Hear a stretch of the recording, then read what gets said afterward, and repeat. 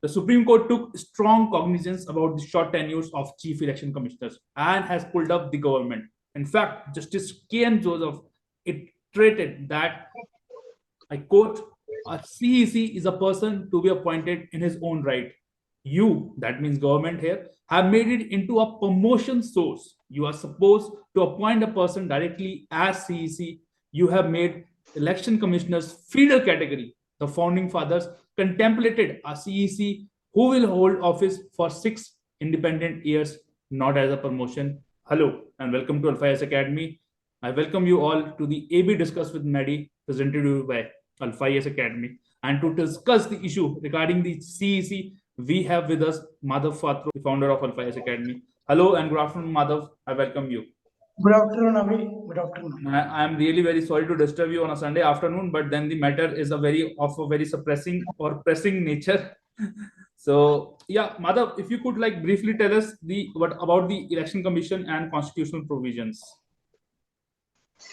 Election Commission of India gets the power under Article 324 of the Constitution, and it has the responsibility to conduct free and fair manner of elections, and it has the administrative responsibilities. At the same time, it has some quasi judicial responsibilities also. And as Dr. Ambedkar, the father of our Constitution, he has rightly said that it is one of the major pillars of our democracy, along with CAG, UPSC, and other bodies. Exactly. If और मैं अपने दर्शकों को constitutional provisions के बारे में अगर बताऊं, तो under Article 324 of the Constitution of India, the power of superintendence, direction, and control of election is vested to the Election Commission. In fact, if you start from the Article 324 of the Constitution of India, you'll find articles regarding the Election Commission. Madhav, if you could briefly brief us on the powers and functions of Election Commission, dividing into the administrative functions and advisory function. So administrative functions first. Actually अभी election commission का जो responsibilities होते हैं, जो functions होते हैं, power and functions, उसको 3 वे में डिवाइड कर सकते हैं. एक एडमिनिस्ट्रेटिव, एक एडवाइजरी, एक जुडिशियल रिस्पॉन्सिबिलिटीज और फंक्शंस भी, पावर भी है. ये सब जो पावर है, पावर जो भी है कॉन्स्टिट्यूशनली उनको मिला हुआ है इलेक्शन कमीशन को. पहला एडमिनिस्ट्रेटिव रिस्पॉन्सिबिलिटीज में इनका कहता है कि Lok Sabha elections, at the same time Rajya Sabha elections और स्टेट में assembly elections and vice president and president का जो इलेक्शंस होता है, ये इलेक्शन कमीशन ऑफ इंडिया का ही रिस्पॉन्सिबिलिटीज. ओके. एंड इनका और एक भी रिस्पॉन्सिबिलिटी है, जो डिलिमिटेशन कमीशन जो भी होती है, जैसे अभी डिलिमिटेशन कमीशन अपना जो कॉन्स्टिट्यूशंस होते हैं, जब हम कहते हैं कि ये एमपी का सीट है, ये एमएलए का सीट है, ये एरिया आती है, तो वो कॉन्स्टिट्यूशन जब डिलिमिटेशन कमीशन जो भी कॉन्स्टिट्यूशंस बना के देती है बाउंड्रीज, वो बाउंड्री को इम्प्लीमेंट करने का responsibility election commission of India का है. बिल्कुल बिल्कुल. एंड और एक मेजर रिस्पॉन्सिबिलिटी है. हाँ जी, हाँ जी, आपको डिस्टर्ब कर रहा हूँ, सॉरी. डिलिमिटेशन दर्शकों को ब्रीफ कर दूं. डिलिमिटेशन का मतलब होता है कि आपने जैसे बताया कि एरिया को डिफाइन किया जाता है, पॉपुलेशन के टाइप से एडजस्ट किया जाता है, उसी को डिलिमिटेशन बोलते हैं. कि जो मान लिया अगर आप किसी भी एरिया में रहते होंगे इंडिया में, तो आपने देखा होगा कि एक आपका एमएलए होता है, एक आपका एमपी होता है, तो वो कहाँ तक कौन सी आपकी सीट आएगी, कौन सा नंबर होगा, वो डिलिमिटेशन कमीशन डिसाइड करता है. और उसी रिकमेंडेशन को जो है इलेक्शन कमीशन आगे इम्प्लीमेंट करता है. या माधव प्लीज, सॉरी, कंटिन्यू. हाँ, अभी एडमिनिस्ट्रेटिव फंक्शन में हम ऑलरेडी नोटेड किए थे कि इलेक्शन कंडक्ट करना और इसका जो अभी कॉन्स्टिट्यूशन का जो डिलिमिटेशन कमीशन का जो कॉन्स्टिट्यूशन बाउंड्रीज होते हैं उसको इम्प्लीमेंट करना. उसी के साथ इनका और एक रिस्पॉन्सिबिलिटी होती है एडमिनिस्ट्रेटिव, जो इलेक्ट्रोल जो अभी वोटर का जो राइट्स होते हैं उनको पीरियोडिकली एवेलुएट करना और उनकी लिस्ट बनाना, ये भी इनका रिस्पॉन्सिबिलिटी है. और फोर्थ इंपॉर्टेंट रिस्पॉन्सिबिलिटी एडमिनिस्ट्रेटिव का, इनका जो मॉडल कोड ऑफ कंडक्ट होती है, जो इलेक्शंस के कुछ टाइम पहले जो लागू किया जाता है, उसको भी इम्प्लीमेंट करना. ये इसका लीगल नहीं है, ये लीगल सपोर्ट नहीं है इसका मॉडल कोड ऑफ कंडक्ट का, लेकिन ये मॉरल रिस्पॉन्सिबिलिटी होती है इलेक्शन कमीशन का और पॉलिटिकल पार्टीज का, model code of conduct properly implement करे। ये भी एक एडमिनिस्ट्रेटिव फंक्शन है।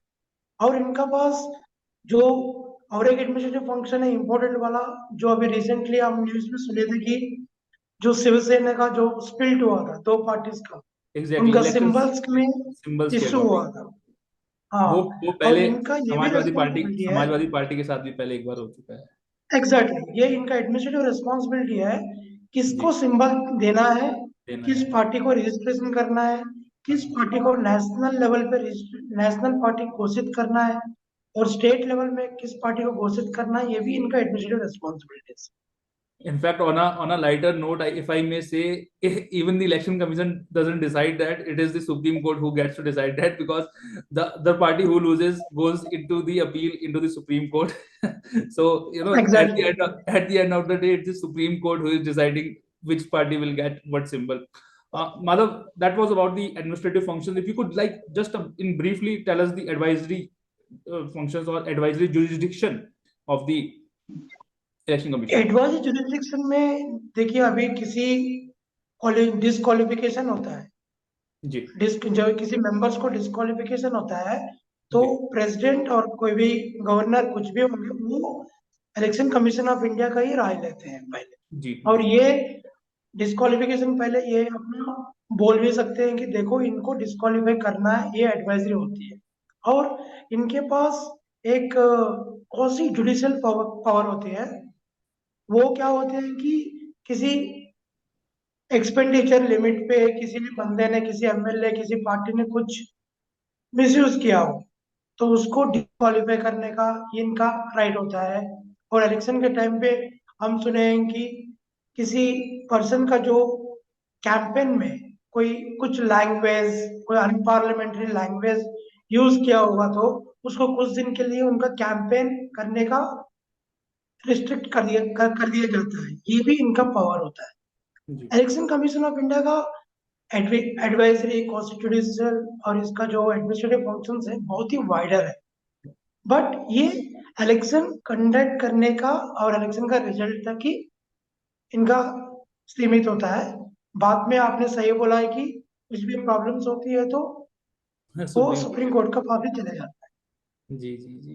अब मैं अगर बात करूं अपॉइंटमेंट की, तो election commissioner, in fact chief election commissioner और इलेक्शन कमिश्नर दोनों ही, उनका जो टेन्योर होता है वो 6 साल का होता है।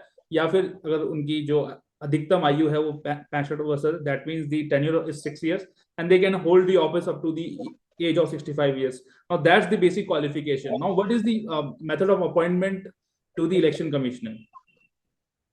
है। एक्चुअली ये जो अपॉइंटमेंट है, ये बहुत बड़ा इशू है। जी, एक्चुअली क्या हुआ था कि कॉन्स्टिट्यूशन जब बनने के टाइम पे जी, ये जो भी रेस्पॉन्सिबिलिटीज है, ये आर्टिकल 324 में सिंपल लिखा गया था कि appointment done by the president. Yes, तो एक्चुअली जो टेक्निकल प्रोसीजर है, जो हम दर्शकों के लिए बोलना चाहिए कि रिटायर्ड जो ब्यूरोक्रेट्स होते हैं उनका एक लिस्ट बना दिया जाता है। एक टॉप ब्यूरोक्रेट जो भी रिटायर्ड होते हैं, उनकी लिस्ट बना एक लिस्ट फाइंड आउट किया जाता है। वो लिस्ट प्राइम मिनिस्टर को दिया जाता है। द कैबिनेट सेक्रेटरी को भी उनका रिस्पॉन्सिबिलिटी लेते हैं, और वो पीएमओ के पास जाती है। प्राइम मिनिस्टर फिर उस लिस्ट में एक को पिक करते हैं, वो जो होती है प्रेसिडेंट के पास जाती है। फिर प्रेसिडेंट फिर अपना वो अपॉइंट करते हैं कॉन्स्टिट्यूशनल प्रोविजन के बेस में। लेकिन अभी रिसेंटली इसी का प्रॉब्लम आया है जी, कि जी। जो जोसेफ, जो supreme court justice justice justice है, के एम जोसेफ जी। के एम जोसेफ, उन्होंने ये रेज किया है कि आप ये जो प्रोसीजर है कि जी, ब्यूरोक्रेट्स को कलेक्ट करना, नेम्स फाइंड आउट करना, पीएम के पास जाना, फिर प्रेसिडेंट के पास जाना, ये जी, 24 आवर्स में कैसे हो गया है। अब आपने चीफ इलेक्शन कमीशन जो इतना इंपॉर्टेंट बॉडी होती है, आप 24 आवर्स में कैसे अपॉइंट कर सकते हो। जी, जी। तो यही थी बात अपॉइंटमेंट की, और यही प्रॉब्लम भी है, आपका कहना सही है। रिमूवल अगर आप क्विकली बता देंगे रिमूव कैसे किया जाता है, इनफैक्ट इंगेजमेंट का प्रोसीजर। रिमूव इसका प्रोसीजर सिंपल है। हाँ, इसका इम्पीचमेंट नहीं थोड़ा है यहाँ पे। रिमूवल जानने के लिए हमें इजी जानना पड़ेगा कि ये एक सिंगल बॉडी है, मल्टी मेंबर बॉडी है। ऐसा जी जी 2017 में जो क्वेश्चन भी आया था जी कि जी जी। ये एक्चुअली अभी प्रेजेंटली ये मल्टी मेंबर बॉडी है।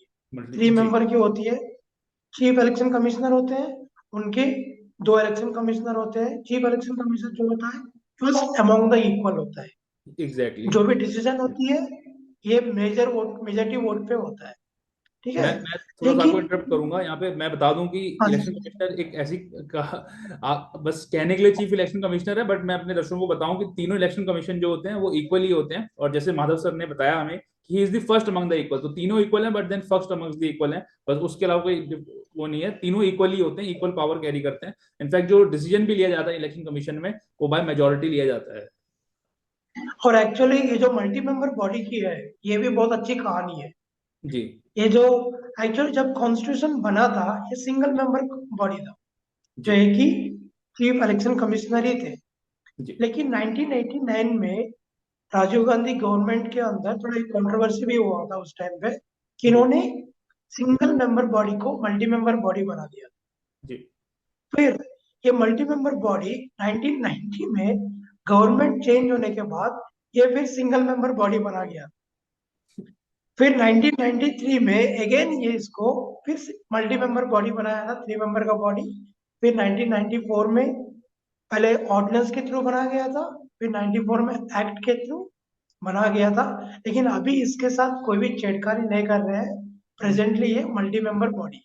मेंबर बॉडी है और एग्जैक्टली। आपने जो बात किया था कि रिमूवल के बारे में, जी ये क्यों जानने का जरूरत है, ये भी एक इश्यू है जी कि चीफ इलेक्शन कमीशन को कॉन्स्टिट्यूशन में लिखा है कि chief election commission of India को जी आप जिस तरह से सुप्रीम कोर्ट ऑफ जज को रिमूवल होती है, इम्पीचमेंट होती है, उसी तरह ही chief election commissioner of India को किया जाता है। जी लेकिन जो बाकी जो 2 कमिश्नर्स है हम बोलते हैं कि वो भी इक्वल है, लेकिन जी। उनको कोई कॉन्स्टिट्यूशनली प्रोटेक्शन नहीं है। हाँ, सेफ गार्ड नहीं है। मतलब गवर्नमेंट चाहे तो 1 मिनट में निकाल सकती है। जी जी जी, मतलब टू सम अप, अगर हम बस कहने के लिए कहते हैं कि chief election commissioner is the first among the equal, but then अगर अगर हमें चीफ इलेक्शन कमिश्नर को हटाना तो हमें इम्पीचमेंट का प्रोसीजर करना पड़ेगा, सेम एज द जजेस ऑफ द सुप्रीम कोर्ट। और अगर हमें सिर्फ इलेक्शन कमिश्नर को हटाना है तो उसके पास कोई कॉन्स्टिट्यूशनल सेफ गार्ड नहीं है, उन्हें बाया I think via mere GO means government order हटाया जा सकता है।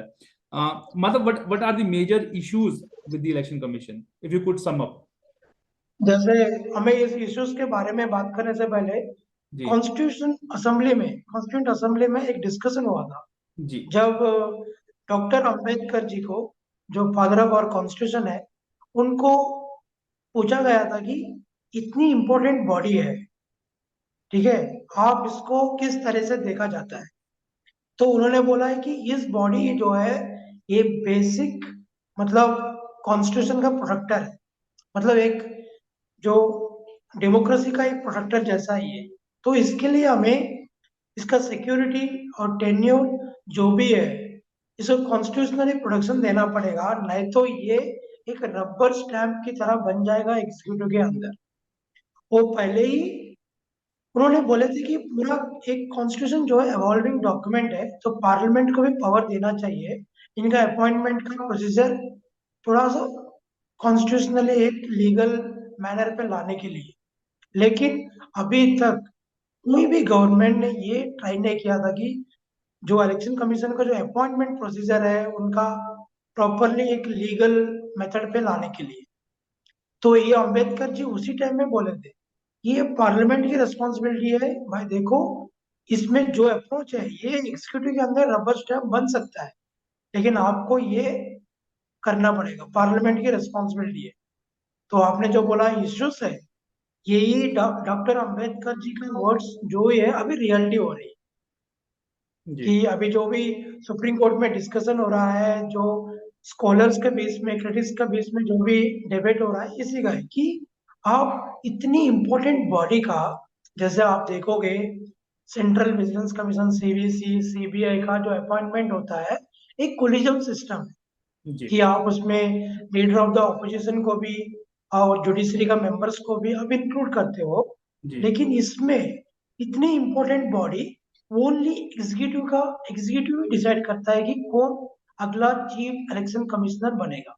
जी ये सही नहीं है, क्योंकि इससे क्या होता है कि सिंपल है, सेपरेशन ऑफ द पावर का मिसयूटिलाइज होगा, और उसमें क्या होगा कि जो हमारी डेमोक्रेसी का एथोस है वो वायलेशन होने का संभावना है।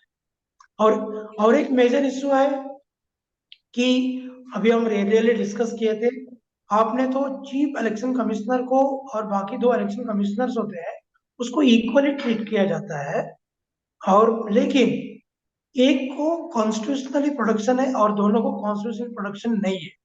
और एक भी इश्यू है कि जब कॉन्स्टिट्यूशनल प्रोटेक्शन नहीं रहेगा तो उनको एक क्या होगा कि थोड़ा सा प्रॉब्लम, मतलब माइंड पे ये चलता रहेगा कि भाई देखो, कुछ भी मैंने एग्जीक्यूटिव के खिलाफ खिलाफ कुछ किया। भी स्टेप्स लिया तो मेरे कुछ टेन्यूर भी के हो ऊपर, सकता मेरे है। जॉब के ऊपर इफेक्ट होगा। ये तो जी। ह्यूमन बीइंग का नेचर है।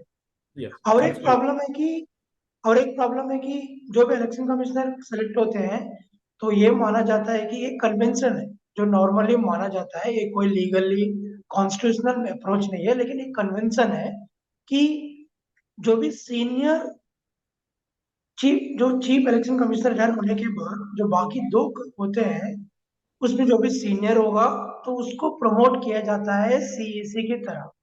जी तो इसमें क्या होगा कि इसमें कोई मॉनिटर मैकेनिज्म नहीं है, कोई लीगल मैकेनिज्म नहीं है। तो ये भी जो एक इलेक्शन कमिश्नर से न्यूट्रलिटी, जो कॉन्स्टिट्यूशनल मोरालिटी अपहोल्ड करने की जो उम्मीद किया जाता है वो वायलेट होने का बहुत बड़ा चांसेस chances है। ये and मेजर इश्यूज है।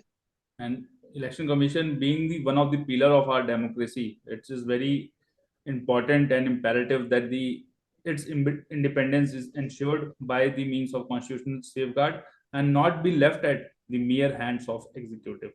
In fact, there was a question in the UPSC in 1 year that, and that's a very big debate, and we'll just in a short discuss it, that what right to vote की अभी मामला कई बार सुनने को आता है माधव। तो अगर आप बता सकें हमें कि वो कॉन्स्टिट्यूशनल राइट है, स्टैट्यूटरी राइट है, लीगल राइट है, वो कौन सी राइट है? Right to vote is what kind of right we have? जैसे जैसे हम लोग 2017 में एग्जाम दिए थे तो उस जी टाइम पे जैसे most of the coaching centre इसको लीगल राइट माना गया, लेकिन एग्जैक्टली। जब यूपीएससी का जो किया आया था कॉन्स्टिट्यूशनल राइट माना गया। माना में जी। एक्चुअली ये भी अभी डिबेट चल रही है। अभी हाँ ये debate. Election commission of India का तरफ से जो अभी ये भी सुप्रीम कोर्ट में है, तो ये भी इसका जो चीफ जस्टिस है, जो फाइव कॉन्स्टिट्यूशन बेंच का जो इम्पोर्टेंट वाले है वो के एम केशव जी है। जी तो जी उन्होंने अभी रिसेंटली एक कंट्रोवर्सी चली थी कि जी सुप्रीम कोर्ट में जो इलेक्शन कमीशन ऑफ इंडिया की तरफ से जो काउंसिल थे उन्होंने बोले थे कि ये लीगल राइट है, स्टैट्यूटरी राइट है। लेकिन के एम जोसेफ जी ने उन्होंने काउंटर किया था जी आर्टिकल 326 में, जी। यूनिवर्सल एडल्ट सफरेज, जो सफरेज मतलब जो हाँ कॉन्स्टिट्यूशनल यूनिवर्सल लिखा एडेल्ट है।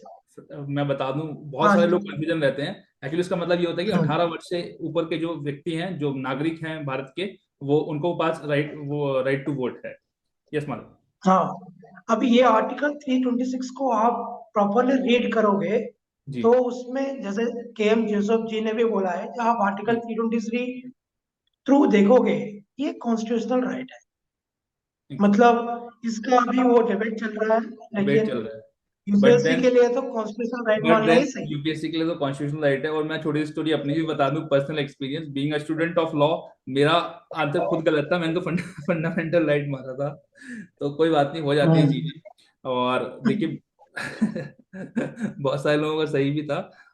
Madhav, what's on a concluding note, what's the way forward for election commission as a whole and chief election commissioner and other election commissioners? इसका वे फॉरवर्ड तो कोई, मतलब बहुत दिनों से ही जैसे बहुत सारे जुडिशरी मेंबर्स और एग्जीक्यूटिव्स, जो रिटायर्ड एग्जीक्यूटिव्स है, ब्यूरोक्रेट्स है, उन्होंने एक सिंपल सा, जैसे लॉ कमीशन ने भी बोला है, लॉ कमीशन रिपोर्ट में जो 255 रिपोर्ट है लॉ कमीशन का, उसमें उन्होंने क्लियरली बोला है कि एक कोलिजन सिस्टम ला लो। जी कोलिजन सिस्टम में आप prime minister, leader of the opposition ji और सीजीआई, जी सुप्रीम कोर्ट का, जी तो आप इन तीनों को लाओगे तो आप क्या होगा कि एक बैलेंस हो जाएगा कि गवर्नमेंट का representation, executive representation, judicial representation, at the same time आप लीडर ऑफ द ऑपोजिशन को लोगे तो आपका जो पार्लियामेंट का भी एक रिप्रेजेंटेशन हो जाए। तो उससे क्या होगा कि नेक्स्ट जो भी election commissioner of India select होगा, इलेक्टेड होगा, तो उसमें कंट्रोवर्सी नहीं होगी, ये मानना है बहुत सारे एक्सपर्ट्स का।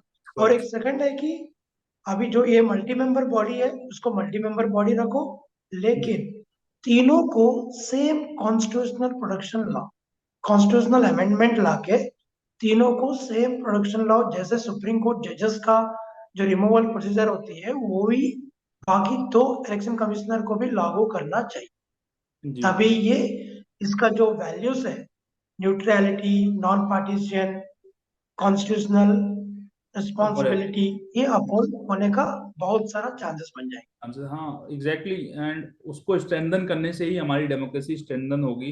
इनफैक्ट मतलब मेरा पर्सनल ओपिनियन है कि सब एग्जीक्यूटिव और जुडिशियल रिप्रेजेंटेशन की बात करते हैं। मेरे को आज अभी जस्ट एक थॉट क्लिक किया कि it's high time that we in this kind of collegiums we should appoint our eminent journalists also. The media should also have a representation in the collegium systems related to these kind of bodies, because the media is the fifth pillar of our democracy, and they are the one who are most attached to the ground after the legislature. So that's just an opinion, but then whatever you said, that was the expert's opinion. And this media is my opinion, and I am no expert on this topic. So नहीं नहीं, आपने ये सही बोला है कि क्योंकि जो भी चीजें डेमोक्रेसी में क्या होता है, आपने सही बोला है कि मीडिया एक मेजर फिफ्थ पिलर होता है। तो जी ये आपने सही बोला है कि मीडिया भी इंक्लूड करोगे तो ये जी इंक्लूसिव बॉडी बन जाएगी। एग्जैक्टली, मुझे लगता है कि तो जितना इसका डाइवर्स हम कितनी चीजों को बनाएंगे, क्योंकि इंडिया जो है डिवर्स हाँ कंट्री है ना, तो जितना हाँ हम कोलिजियम्स को जितना रिप्रेजेंटेशन हम अच्छा दे पाएंगे। देखिए, हमारा जो है डिवर्सिटी इन रिप्रेजेंटेशन पे ध्यान होना चाहिए किसी भी चीज में, लेजिस्लेचर में हो चाहे जुडिशरी में हो, उसमें आपका मार्जिनलाइज सेक्शंस का, हमारी वुमेन्स का, everybody should have their own representation, ताकि हम उसके बाद एक स्ट्रॉन्ग ओपिनियन डेवलप कर सकते हैं, एक इंपॉर्टेंट डिसीजंस ले सकते हैं, जो कि ज्यादा, अब देखिए हर किसी को केटर करना तो पॉसिबल नहीं हो पाता है, तब भी कुछ ना कुछ, क्योंकि इतनी डाइवर्स कंट्री है इंडिया की, कोई ना कोई सेक्शन फिर भी छूट ही जाएगा। But then we should try to do this, and that will only strengthen our democracy and will make India great again. And on that note, one hopes that the Supreme Court will settle the issue for good, as it may has in many other critical electoral reforms. It has been a guardian angel of democracy and has another chance to prove this. And this was all in this session of AB Discuss with Maddie. Madhav, thank you very much for joining us, and thank you very much for your thank time. You And for our UPSC thank you very aspirants, this has been put up on our Telegram channel. There is a question also. There is a prelims question, there is a mains question. Mains question, I'll tell you here. This was the role of Election Commission of India in the light of the evolution of Model Code of Conduct. In fact, I think this is a 2022 question, Madhav. Exactly Okay. Recent question है। And Madhav, we always appreciate your hard work. There is a lot of, I should tell my viewers that Madhav puts a lot of hard work behind these articles. It may seem little to you, but then he does a lot of research, reads a lot of articles, and we should appreciate good things in our life. And on that note, I take your leave. Take care, keep happy, keep smiling. Bye bye.